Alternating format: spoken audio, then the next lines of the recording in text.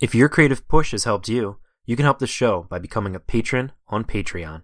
For $20, $10, $5, or $1 a month, you can not only show your support of the podcast, but also do so much to help to cover all the costs. Head to yourcreativepush.com/Patreon to find out all of the goodies that you can get when you become a patron at each of the levels, and thank you in advance for helping this show. Your Creative Push, episode 184.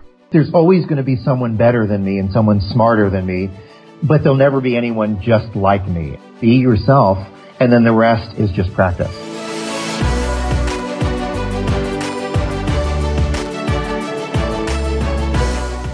Welcome to Your Creative Push, the podcast that pushes you to pursue your creative passions. I'm your host, Youngman Brown, and my guest today is Brian Rutenberg. Brian is an internationally exhibited painter based in New York City. He received his bachelor's degree in fine arts from the College of Charleston in 1987 and his master's degree from the School of Visual Art in New York City in 1989. Among his many accolades, Brian is a Fulbright Scholar, a New York Foundation for the Arts Fellow, an Irish Museum of Modern Art residency program participant, and has had over 200 exhibitions throughout North America. His popular YouTube series, Brian Rutenberg Studio Visits, is viewed daily by thousands of people all over the world, and his brand new book, Clear Seeing Place, is an Amazon #1 bestseller. And Brian, thank you first of all for coming on the show. I was wondering, before we get into the book, could you start with the YouTube series? Because I think that's a really good resource for the people listening to this show. So could you talk about the genesis of that and kind of where it's gone? Yeah, you bet. And thanks for having me, Youngman. I'm happy to be here. Of course. I live in New York City. I live in Manhattan, and I've lived here for 30 years. And the art world is a big, competitive, cutthroat place. And I found that the longer I worked and the further I got in my career, I missed sort of the one-on-one intimacy of talking to people about painting. That is, as long as painting's been around, there have been groups of people who would meet in a social club or the Cedar Tavern, as in Jackson Pollock and Willem de Koonin's case, a place to meet and talk shop, essentially. So what I wanted to do was use technology to recreate that experience, a one-to-one conversation, albeit a one-sided conversation. It's me talking to a camera through YouTube, which I think is a fascinating resource for artists. And what I do is, 4 years ago, I set up a camera in my studio.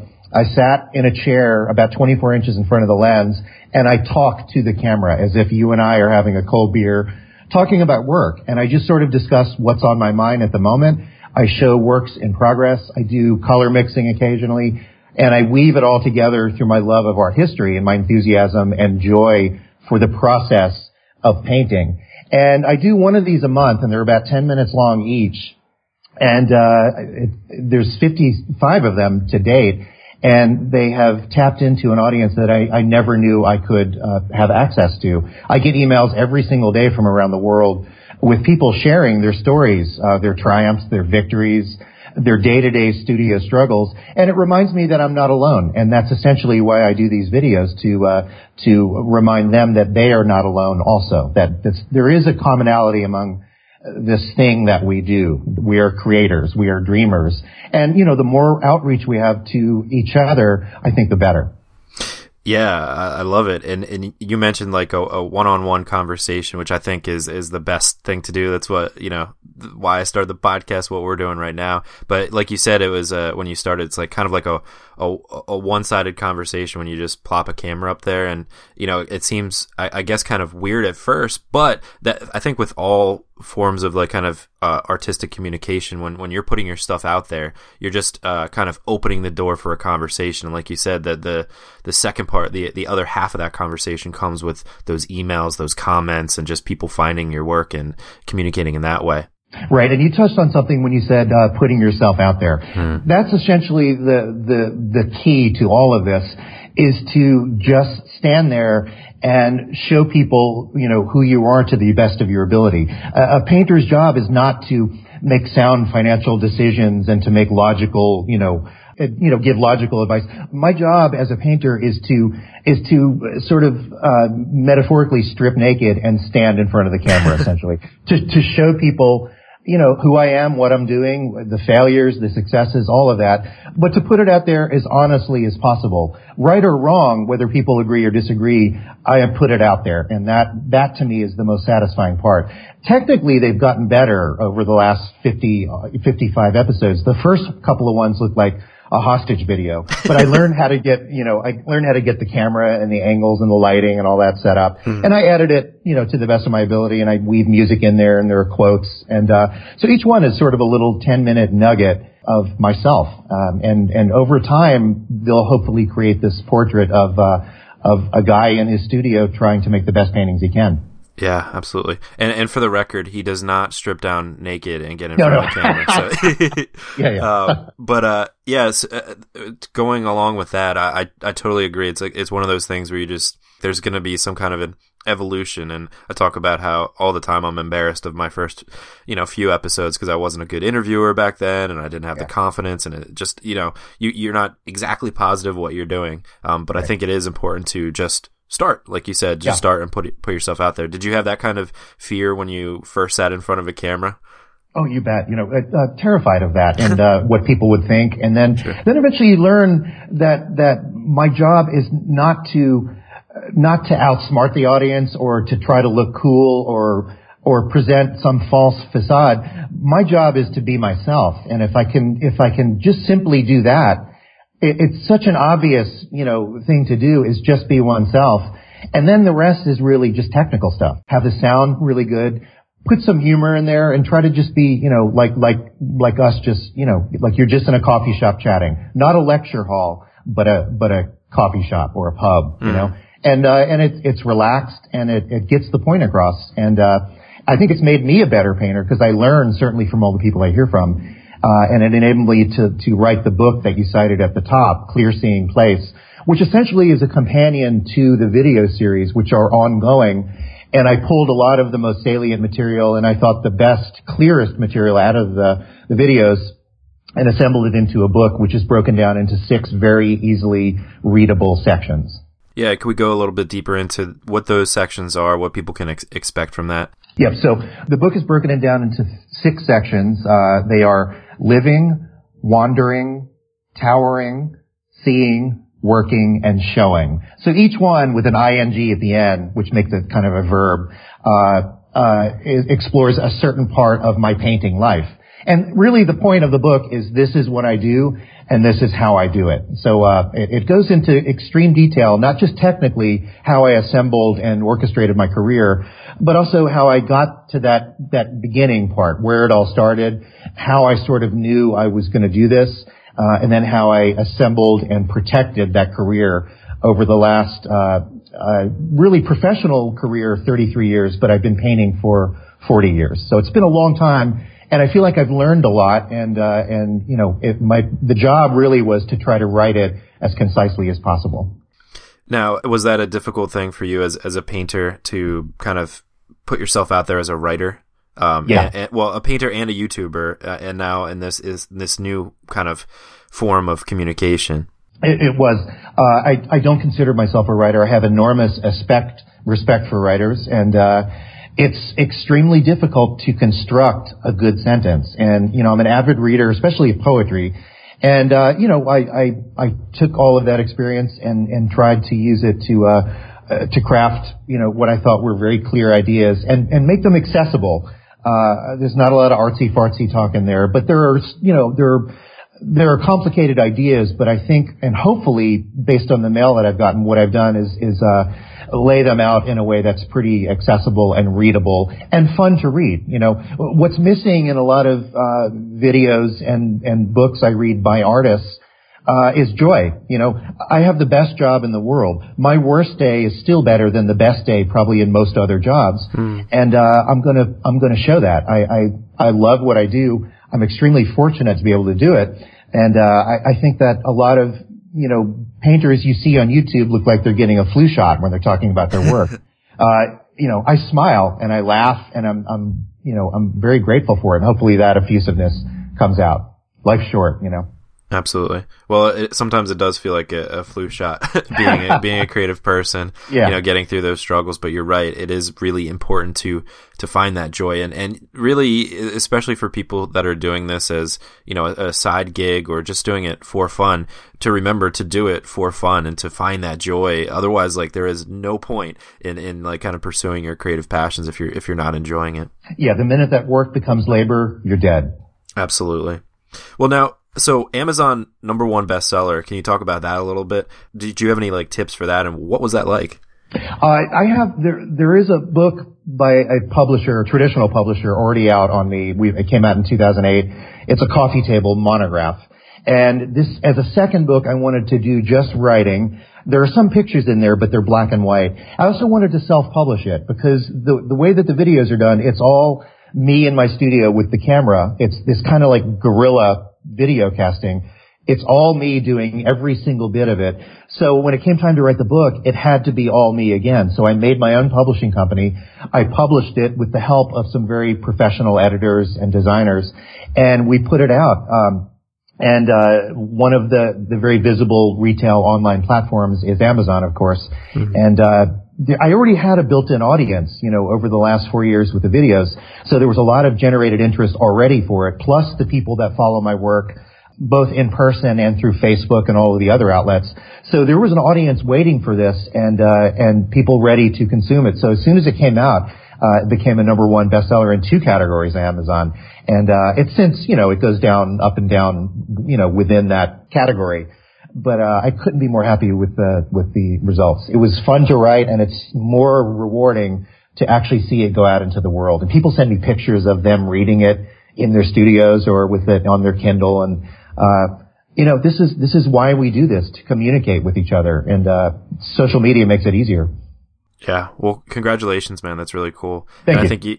I think that you kind of nailed it, talking about, building an audience first and not necessarily building an audience of readers, building an audience of just people who are interested in what you're doing. And like you said, the honest kind of story that you're telling and that kind of material, and then deciding later, like, kind of what you want to do with that, Yeah. And people that are just like-minded, people who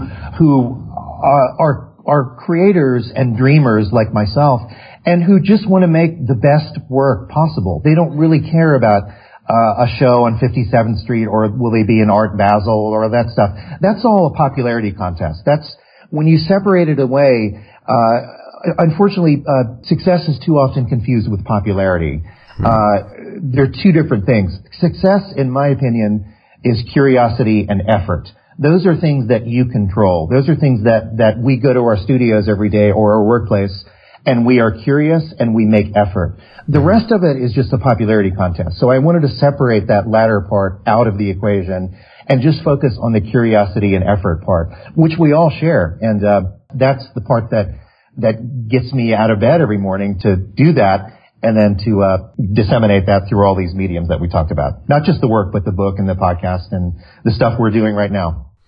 Absolutely. Yeah. I love that view of success. I think so often our metric of success is, that number that's attached to our social media profiles. And a lot of times, like, who are those people, like, are they just, what are they following you for? Right. Are they unfollowing you after? Like, there's all that thing. Like, sometimes you have to, like, turn that off and just look at the comments section, look at what people are emailing you and talking to you about. And it's so those quality kind of connections, like you were saying, that communication is so much more important. And I think a much better metric of success. Right. And for that reason, I do read every comment and I respond to every email I get, because those are to me from somebody's heart, and I love that part. But I never read my reviews, and I have never done that through my entire career. Not because I don't care, but because I care too much. A good review is very damaging because you want to repeat the same behavior, and a bad review just bums me for weeks after, and that's no good either. So I find that because they're not written for me, they're written for an audience. That's not my job. My job is to make my paintings regardless of whether or not critics like them. So I've been fortunate that I've been told that I've had good reviews, and I've had some bad ones too. But again, that's the popularity contest. My job is to come here and make work. Yeah, I think that's a tough thing to switch off, though, for people. And we talk about on the show, I think the number keeps going up, but I think it's like 100-to-1 ratio where 100 good comments can equal out one negative comment, or vice versa. It's so tough to get past those negative comments and not harp on them, like you said, for a couple weeks. So how do you then not look at that? How do you turn that off? Do you even look to see how many reviews you're getting, let's just as a number? I do. In terms of the book reviews, like on Amazon, for instance, I do read those, because I know, again, they are from individuals who are, they're saying something from their heart, and they're saying it kind of, I guess it's not just for me, it's for Amazon consumers in general, but I do read those. I don't read the things that come out like in newspapers and, larger media. Gotcha. Yeah. So are there any other, aside from, negative kind of comments, and I know you've talked about this on your channel and in your book, forms of resistance that you've dealt with, both as a painter, as a content producer on YouTube, and now as a writer? I would say the defining word of my entire career is resistance. Mm-hmm. And instead of pushing it away or trying to excise it from your creative output, your work, as soon as you learn how to accept it and how to even orchestrate it, I'll go as far as to say that, mm-hmm. how to build in failure and uncertainty and doubt and use those to your advantage, because they are part of what makes a person a creative person. It's not all the triumphs and the victories and the accolades and all that. That's great, but that's 50% of it.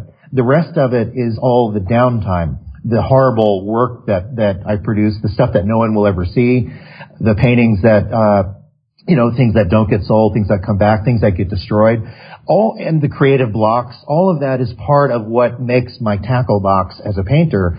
And it was when I learned how to embrace those that I became 50% stronger. I remember in the late 80s when I first moved to New York City, I was in the late historian and critic Clement Greenberg's in a studio with him. He was very elderly at the time. It was a few years before he died. And a couple of painters. And we were talking, and he said, "Who here is a painter?" And immediately my hand shot up. And he looked at me and said, "Okay, you can leave the room." And it was, my heart just sank. And I just kind of quietly made my way out of the room and down the stairs, out into the street. And I was, on the verge of tears. I was just humiliated in front of people. And then I realized at the bottom of the stairs, something that kind of changed everything for me, that I was trying too hard, that I could give myself permission to stop trying so hard and just be myself. That there's always going to be someone better than me and someone smarter than me, but there'll never be anyone just like me. And that was okay to just do that. And then simply practice a lot. Essentially, the recipe for this is to be yourself, and then the rest is just practice. So he kicked you out of the room because he assumed you were faking it, or he just didn't think that you're there?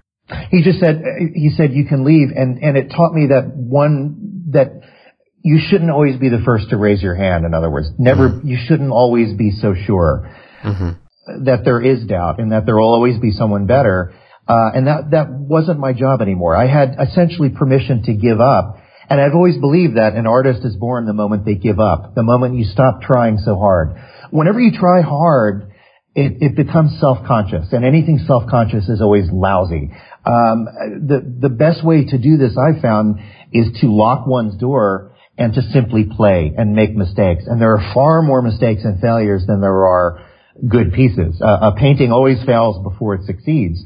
And if you know how to expect that and orchestrate it and welcome that, it becomes part of your process, and you allow it to sort of germinate, and then you work from there to try to get it to become clearer and better. And it doesn't always work, and I slice it to pieces with a box cutter, but no one ever sees that. That's why the locked door is so very important. It keeps the world out, but it also keeps you in, and it allows you to sort of kind of fall in love with your own voice because there's no one listening to it. And when you do that, then you figure out kind of who you are, as not as an artist, but as a person. And then that's the diving board from which to build on. And the rest is really just learning how to mix color and how to put paint down. That's the part that takes a long time, is the practice part, Every day I try to get better as a painter. I'm always learning. Right. Now, that idea of the locked door, how do you then get past, you lock the door, you sit down in front of your easel, your word processor document, your whatever it is, your musical instrument, and then you say, now what? Because it is still you, and it can sometimes be a very crowded place, just you and yourself. Yeah. So how do you initially get past all those voices in your head, those things that you were saying that you could use as use to your advantage?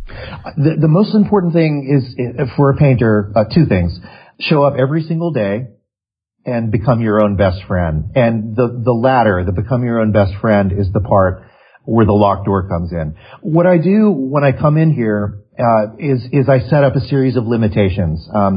A blank white canvas is not a wide open road to do anything you want. It's a set up preconceived limitation. It's a flat surface. It's weave with white gesso on it, hanging on a wall. Those are very, very tangible limitations. My job is to put light where there isn't any light and to suggest space where there's only flatness. So I begin with that limitation. And what I do is I stand about 6 inches in front of the white canvas, and I take my hands and I bring them almost to touch the canvas, just barely above, and I do a series of circles going from the inside of the white canvas to the edges. And that very light friction, that creation of warmth, by my hand going across the weave of the canvas, it sort of forms a binding contract between me and the physical painting, that we are both physical objects occupying space in the room. And that's the way I begin, that I know that I am a thing and I am standing in front of another thing. Painting is very physical. It's very tactile.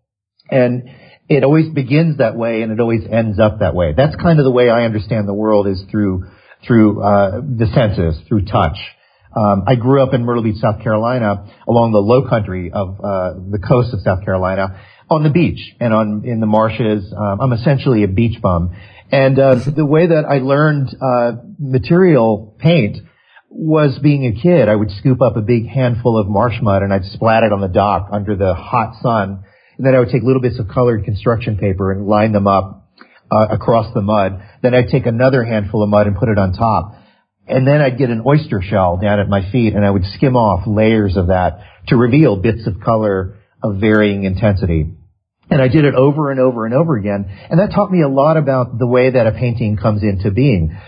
Paint is nothing, oil paint is crushed rock mixed with liquefied fat, and it's smeared on a surface. So it was learning how to handle the stuff, the material, that very much dictated the way that I still approach my work all these 40 years later.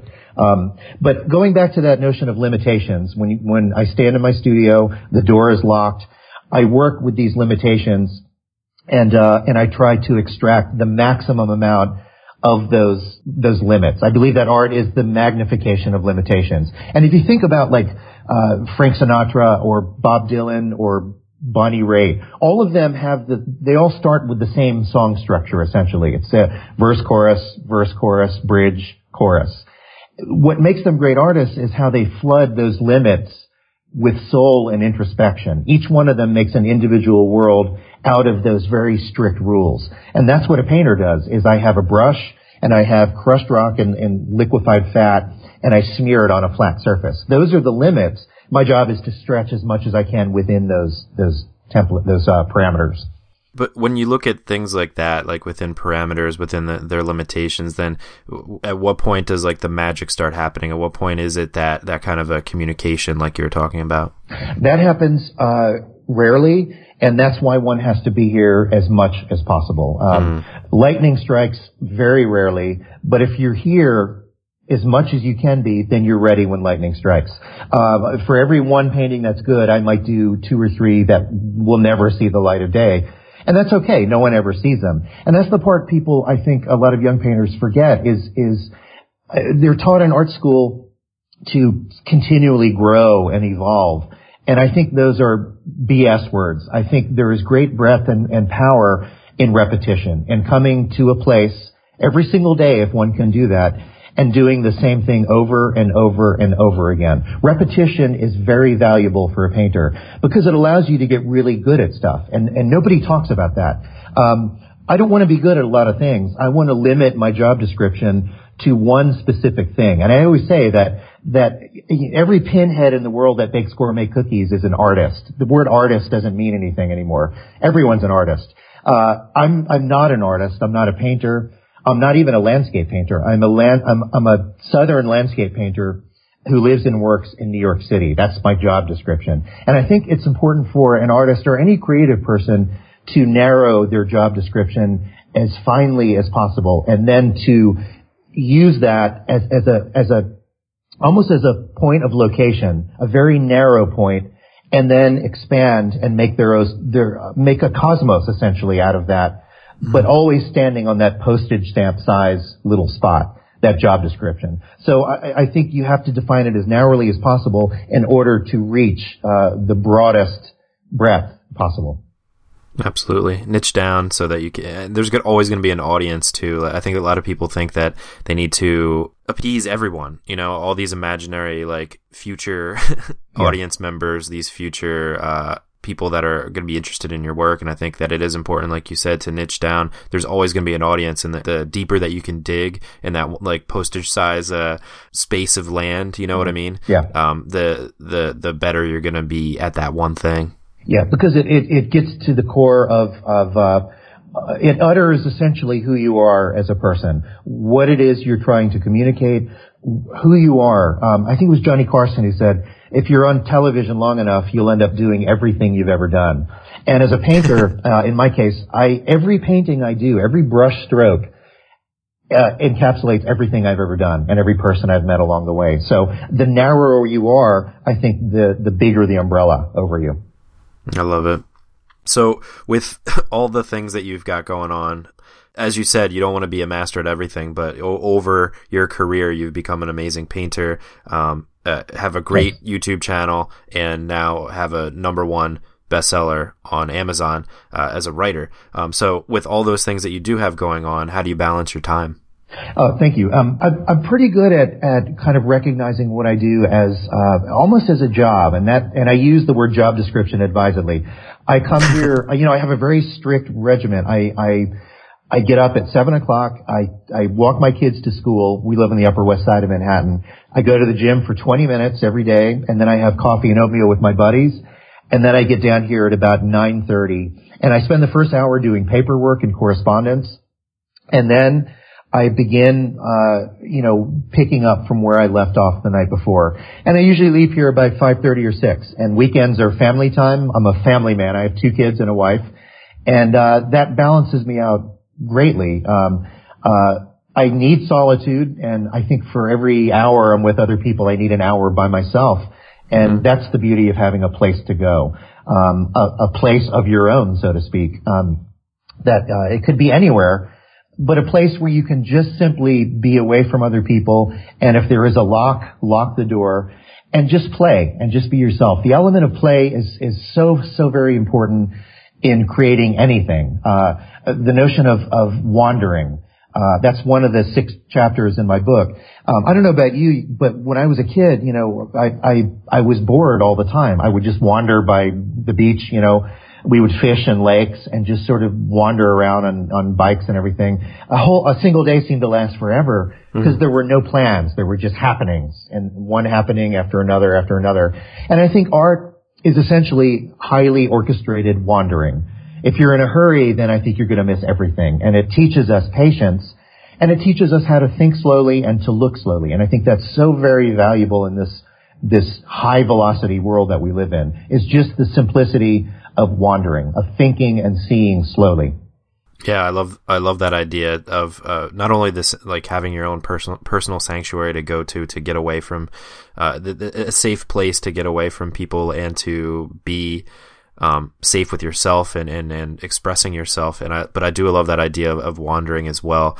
Yeah, I think people are in too much of a rush to get to places, whether it's a certain point in your career or a certain point in your skill level in whatever you're doing, but it is kind of enjoying that slow ride, you know what I mean? Yeah.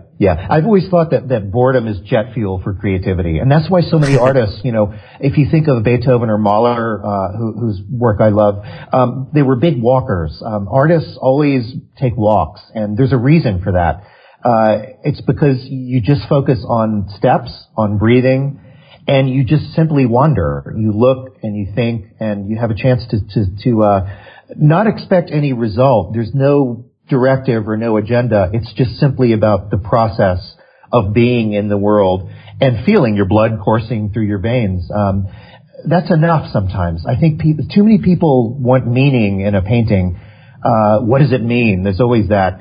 And they forget that part of it is just the simple pleasure of looking, of seeing something. That pleasure itself is content. And that sometimes, a work of art can just simply fill your remaining moments on earth with the highest possible quality. Sometimes that's enough, There can be a message. Message art is wonderful. But also it can just fill your life with quality. I think that's enough sometimes. Mm.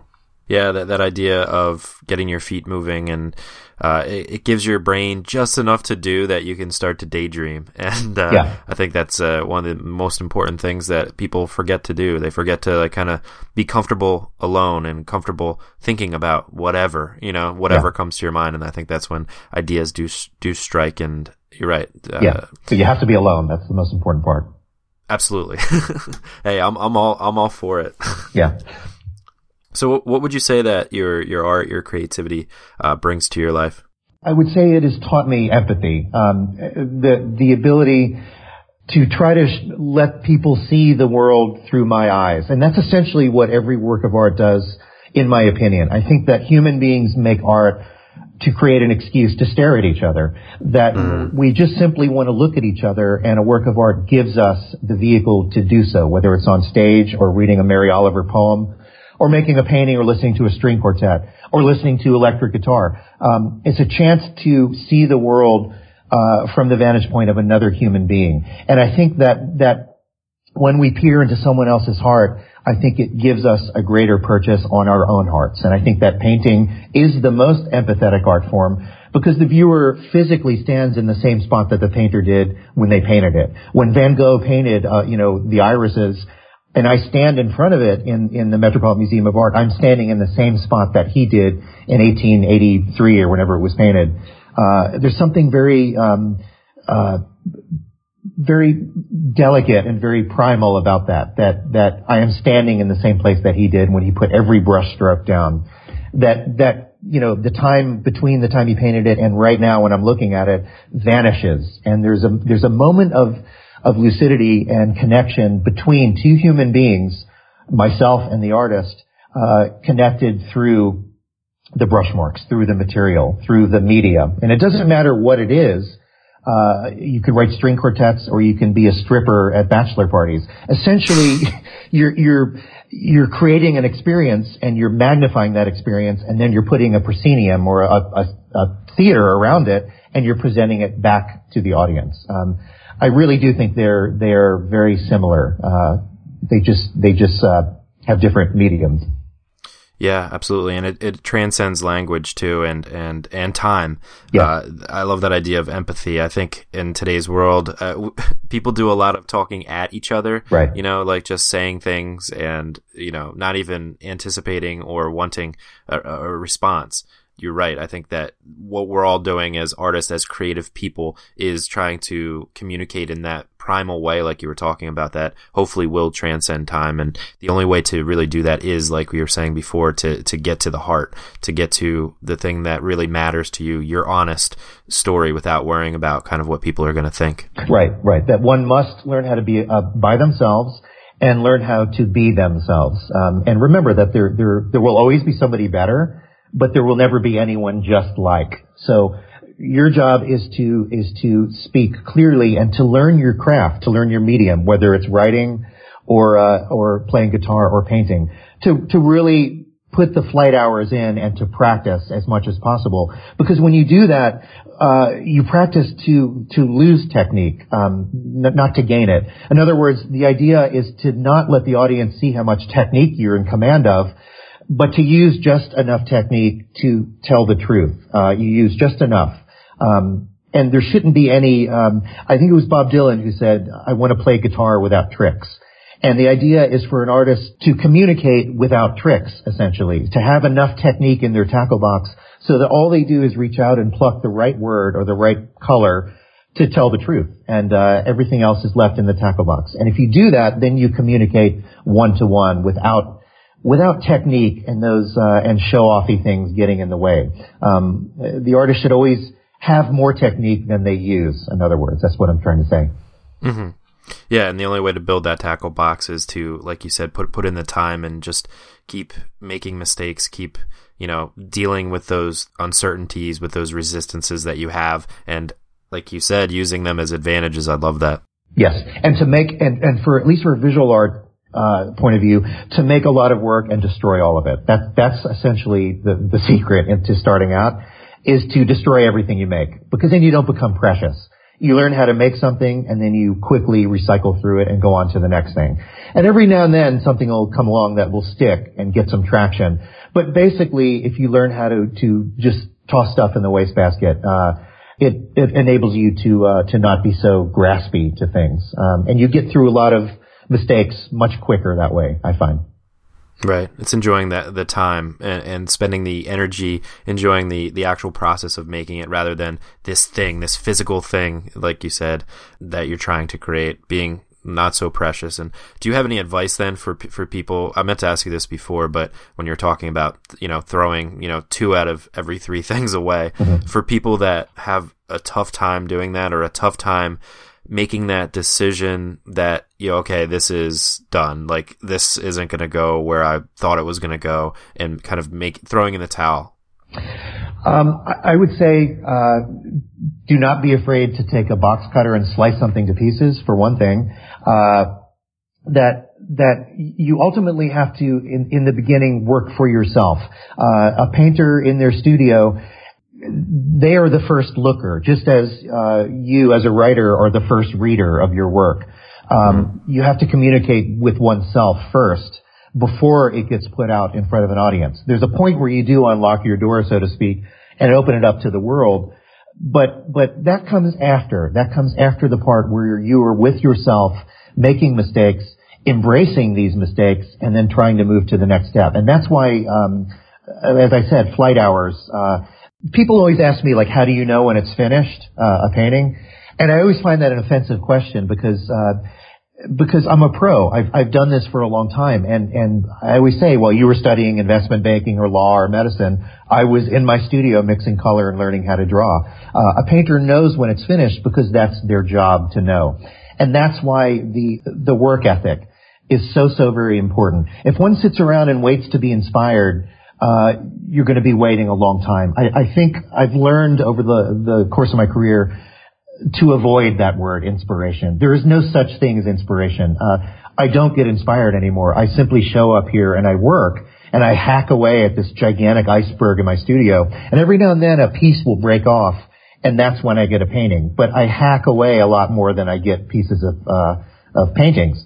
So the idea is to work as much as you can, and then every now and then you're going to get something that actually sticks. And, if you have a day job, then wake up an hour earlier. Or if you have a tiny space to work in, then you do small work. Artists are malleable. We're able to survive in almost any situation. And, you remember that you don't choose to be an artist. It chooses you. So you really have you're kind of helpless in that way. So the best way to do it is to be your own best friend, because that way no one can hurt you, and show up every single day. I think it was Lorne Michaels, from the creator of Saturday Night Live, said, "We don't go on air because we're ready. We go on because it's 11:30. So you have to stop at some point. And if you work a lot, you'll learn how to know when it's time to stop. And that just comes from just practice." I love it. Yeah, and especially that idea of being your own best friend and showing up. Like you said, you don't get to choose to be an artist. It chooses you, but also you don't really get to choose when inspiration comes. You can't force it. You just have to be there for when the muse shows up. Exactly. And you can't manufacture inspiration, or you can't manufacture creativity. What you can do is sort of limit yourself, and that goes back to the notion that we discussed earlier of narrowing down your job description. Don't try to do everything. Try to do one very specific thing, and do it extremely well. And it takes a long time, but the narrower the better of what it is you're trying to do, and then the rest is just showing up. Beautiful, man. Before we let you go, I was wondering, did you have like a favorite book or YouTube clip or anything else you draw inspiration from? Yeah, a favorite book I wrote down. There's a book called The Three-Cornered World by Natsumi Soseki. Okay. It was written, I believe, in the 60s, and I've always valued that book. It's about an artist, a painter, and a journey through the mountains in Japan. And I won't say any more about it, but it's kind of about how one manufactures a creative life and then how one protects that life. And in terms of my other favorite thing in the world is magic. I used to want to be a stage magician. Me too. Really? When I was a kid, yeah. What is it about creative people, writers and painters, especially that they wanted to be magicians? So mystery, I guess. Yeah, I don't know what it is. It's also something about the notion of standing in front of the mirror in your room practicing a move for hours and hours and hours until you get it to look as effortless as possible. I like that part. But anyway, I'm pretty big. I'm 6'3". So my hands eventually grew too big to do convincing sleight of hand. So I had to give up magic. So essentially I'm a failed magician who makes paint. Well, I think that there's magic in what I've had episodes about magic. I'm kind of obsessed with this idea of, just like the magic of the universe. And I think that a way to find that is through, getting into your deepest creativity. And I think that there are moments of magic that happen. So I think you are still a magician. Yeah. Oh, thank you. You're welcome. All right, man. It's time for the final push. And this is where I ask you to reach to the microphone and grab the shoulder of one of the listeners that you've already really inspired today. And just give them your best words of advice and really push them to pursue their creative passions. I would say learn how to seek out boredom. Learn how to wander. Learn how to do things just for the sheer experience of doing them. And realize that sometimes pleasure is itself enough content. There is a difference between looking and seeing. Looking is gathering information. When I step out into the street, I'm going to look to see if there's a bus coming. But seeing is contemplation. And I think it was Paul Valéry, the painter, who said, seeing is forgetting the name of the thing one sees. So it's important to learn and to teach yourself how to see. And that's what art can do, especially visual art and especially painting, is it teaches us to see things that we may have overlooked before. The world is a complex, such a beautiful place, and it can fill you with a rage for life if you just simply slow down and see. Beautiful, brother. Beautiful. Thank you, Brian, so much for coming on the show and for giving us that push, man. My pleasure, young man. Thanks for having me. Yep. And you can find Brian on his website, which is Brian Rutenberg Art. That's Brian, BrianRutenberg art.com. And his books you can find at brianrutenbergbooks.com. Highly recommend it. We'll have everything also linked up at yourcreativepush.com/Brian Rutenberg. Brian, thanks again, man. All right. Thanks, Youngman. My thank you to Brian for coming on the show. A lot of great things in this episode, but I think most importantly, remember the idea of building a following of like-minded individuals and focus less on the number of followers. Yes, it can get addicting to look at those numbers, to watch them go up, hopefully go up. Yes, that is a good indicator that people are latching on to what you're doing, what you're all about, and that you are building that confidence, building that following. But it's so much more important to get those connections with people, to have those conversations with people. That's what art and creativity is all about. It's about communication, communicating with your fans, communicating with the people that are looking at your art or reading what you're writing or listening to what you're playing or composing. That's where the magic happens. And also, I love the idea that quote that Brian said, that an artist is born the moment they give up, the moment you stop trying so hard. And I think that's one of those incredibly simple things that's also so incredibly hard, to let go of that control that you think that you have over everything else and simply to not care anymore. And it seems so backwards, and I still struggle with it myself. I know so many people struggle with it because the ego is a very difficult thing to destroy, and it always seems to be coming back. But it all goes back to Brian's theme in this discussion, the recipe of just being yourself, and the rest is just kind of technical know-how. to strip down naked to the best of your ability. And that is the fastest way, and really the only way to truly connect with your audience, to strip away all of those filters that you put up and just not care anymore. Just create from your heart, from your soul, the thing that you care the most about. And that is the way that you will be born as a creative person. But that is all I've got for you today. Hopefully you are inspired to go and get your work done. So go and get it done, and we will be here for you on Thursday with a brand new episode if you need that push again. Thank you to all of you that have reached out and told me that you are going to start a 31-day challenge in January to start your New Year's resolution off with a bang. I am glad that last episode had a big effect on you and is inspiring you to really push it in the beginning of this year, to really jumpstart your creative career. If you missed that episode, definitely go back and check it out. It is not too late to start a New Year's resolution or to start a month-long resolution to, as I said, really jumpstart your creative career. So whether or not you are doing that, good luck to you in your creative pursuits this week, and we will see you on Thursday if you need that push again. I love you all, and we will see you then. Bye.